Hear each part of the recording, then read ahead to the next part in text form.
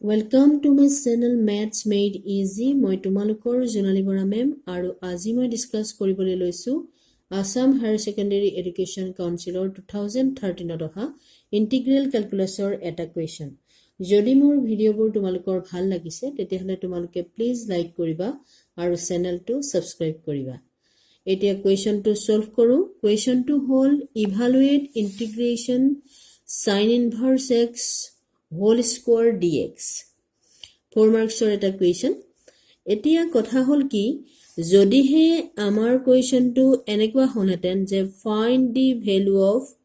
integral value of sin inverse x dx।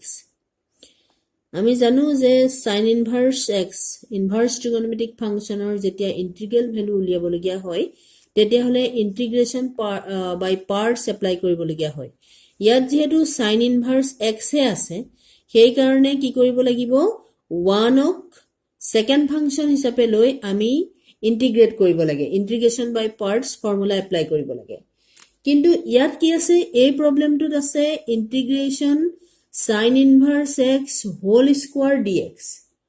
So এই প্ৰবলেমটো solve কৰিবলৈ যাওঁতে মই কি কৰিম sin inverse x θ লম। এনেকুৱা টাইপৰ প্ৰবলেমবোৰ এনেদৰে সলভ কৰিব লাগে। sin inverse x whole square dx বা integration cos inverse x whole square dx এনেদৰে সলভ কৰিব পাৰি। let sin inverse x θ তেতিয়া x কি হ'ব x sin θ। ইয়াৰ ডিফাৰেন্সিয়েট ভ্যালুটো কি হ'ব dx with respect to θ ডিফাৰেন্সিয়েট কৰিলে ddx of sin θ কি হয় cos θ dθ। Therefore,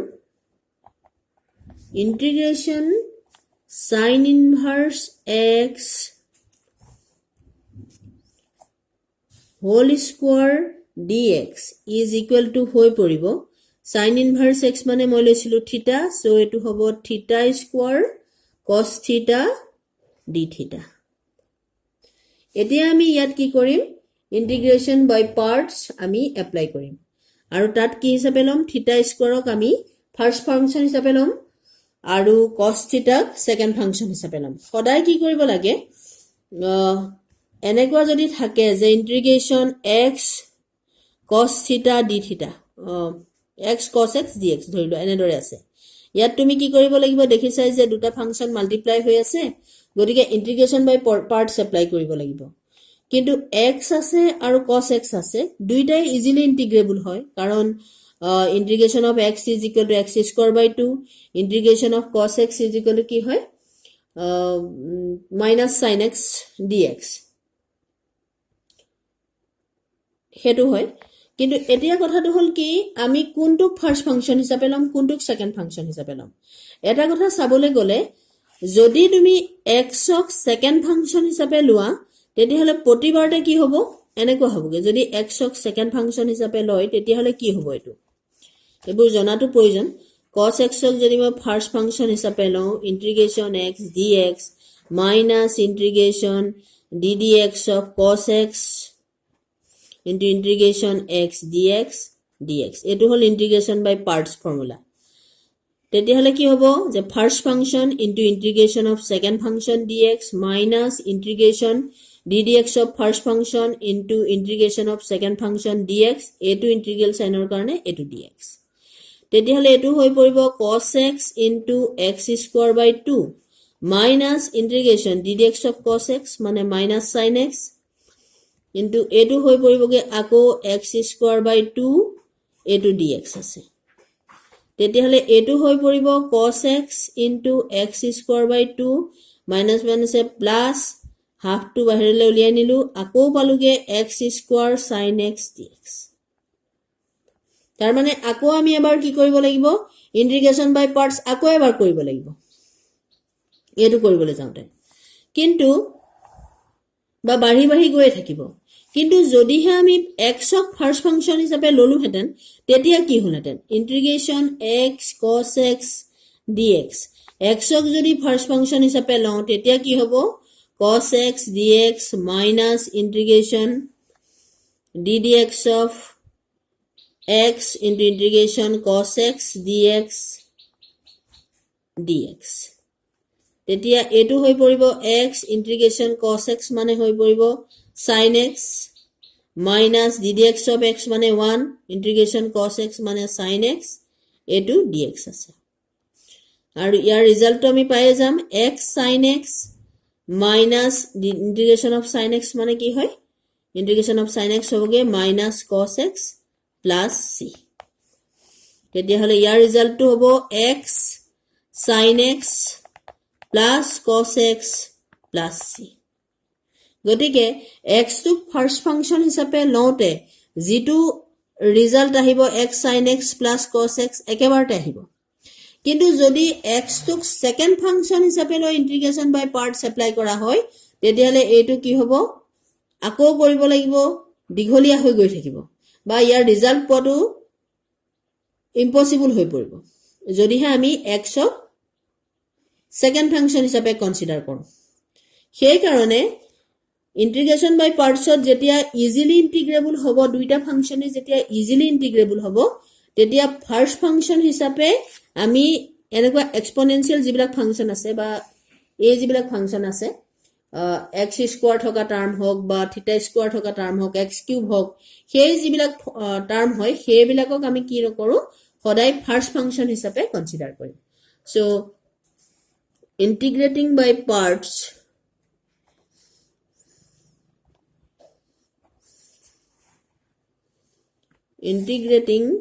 by parts by taking theta square as the first function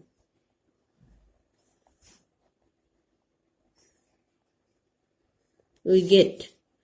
কি হবো first function into ddx integration of second function minus integration dd theta with respect to theta hobo যেটো এটো d theta আছে dd theta of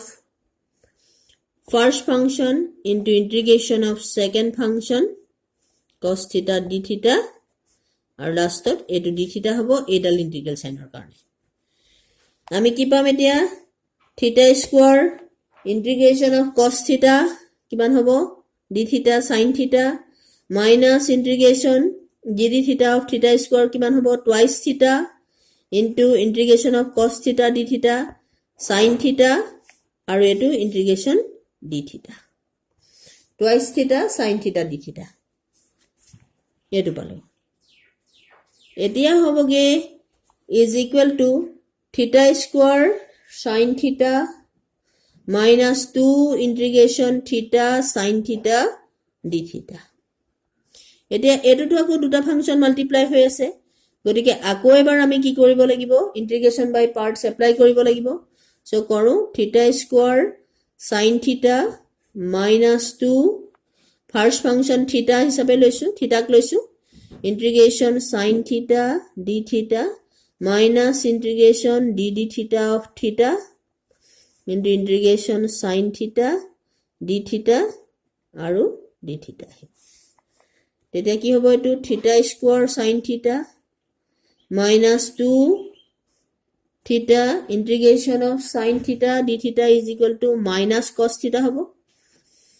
কাৰণ integration of cos theta whole sin theta so integration sin theta whole minus cos theta minus integration dd theta of theta means 1 so integration sin theta d theta minus cos theta d theta is equal to theta square sin theta minus এটো যদি আমি bracket ভাঙি দিবা এবাৰ কৰি লও 2 minus theta cos theta minus a minus a plus integration cos theta হৈ পৰিব sin theta plus c গতিকে এটো ভাঙিলে হ'ব theta square sin theta minus a minus a plus twice theta cos theta minus twice sin theta plus c is equal to এটো integral ওলাই গল এতিয়া আমি থিটা লৈছিলো কি যে আমি যেটো sin inverse x হেতু মানে থিটা লৈছিলো সো থিটাৰ জায়গাত আমি কি বহাম sin inverse x বহাম আৰু x ৰ জায়গাত আমি কি বহাম বা sin theta is equal to আমি কি লিখিব পাৰিম x লিখিব পাৰিম কাৰণটো কি যে যেহেতু আমি কৰিছো যে theta is equal to আমি sin inverse x লৈছো সেই কাৰণে x ৰ জায়গাত আমি কি লিখিব পাৰিম sin theta লিখিব পাৰিম তেতিয়া হলে এটো হবগে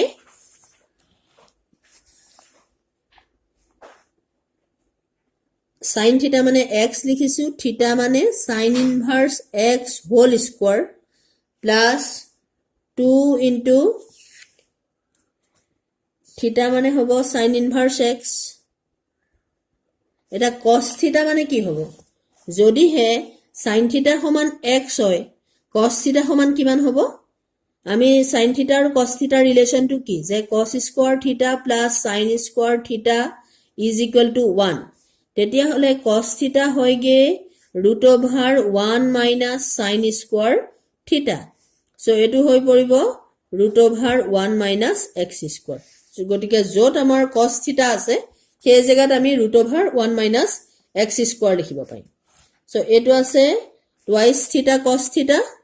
so theta মানে আমি লিখিছো sin inverse x আৰু cos theta মানে আমি লিখিম 1 minus x square minus twice sin theta মানে x plus c এটোৱে হল এই প্ৰবলেমটোৰ সলিউশন এনেদৰে ইন্টিগ্ৰেশন বাই পাৰ্টস এপ্লাই কৰি এই প্ৰবলেমটো সলভ কৰিব পাৰি কিন্তু ইন্টিগ্ৰেশনৰ যিখিনি প্ৰবলেম আছে সেইখিনি সলভ কৰিবৰ কাৰণে যিখিনি ইন্টিগ্ৰেশনৰ ফৰ্মুলা আছে সেই ফৰ্মুলাখিনি ভালকে মনত ৰাখিব লাগিব তেতিয়াহে আমাৰ প্ৰবলেমটো সলভ কৰাত সুবিধা হ'ব আৰু লগতে ইন্টিগ্ৰেশন বাই পাৰ্টস এপ্লাই কৰোতে আমি কোনটো ফাংশনক ফাৰ্স্ট ফাংশন হিচাপে লম হেতু আমি ভালদৰে চিনি পাব লাগিব সো আজিলে ইমানে যদি মোৰ ভিডিওটো তোমালোকৰ ভাল লাগিছে প্লিজ লাইক কৰিবা thank you have a nice day